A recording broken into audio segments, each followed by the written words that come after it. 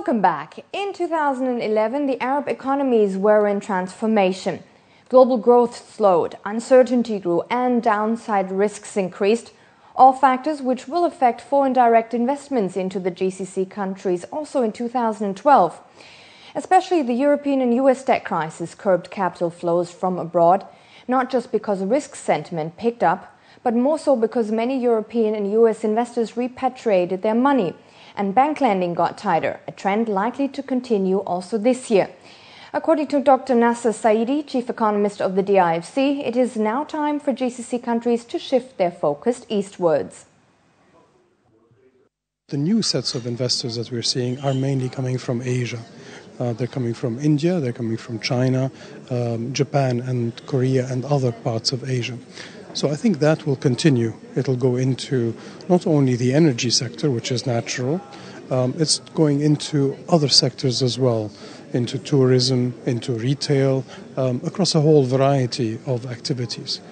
Most important, I think, and what we're seeing happening what we saw happening during 2011, and I think will continue as a trend into 2012, is investment into Africa, but coming through the GCC countries in particular. We're seeing Chinese companies in particular establishing their businesses in Dubai for investment into Africa. Therefore, when we look forward and we look at where new investment opportunities and new jobs are going to get created, we need to focus very clearly on getting the GCC countries and the rest of the Middle East region integrated into the global supply chain of Asia and in particular of China. We have to be part of that global supply chain because that is where the growth is coming from. The foreign direct investments that are flowing into the GCC countries mainly target large multinational corporations. Small and medium-sized businesses, however, the backbone of the GCC economies, are left out, with the result that some SMEs lack capital to fund their business expansions, a problem the Dubai International Financial Center is addressing. The SME sector, small and medium enterprise sector, and the family-owned businesses are the bulk of businesses in the region. They have difficulty getting access to finance, in particular from banks.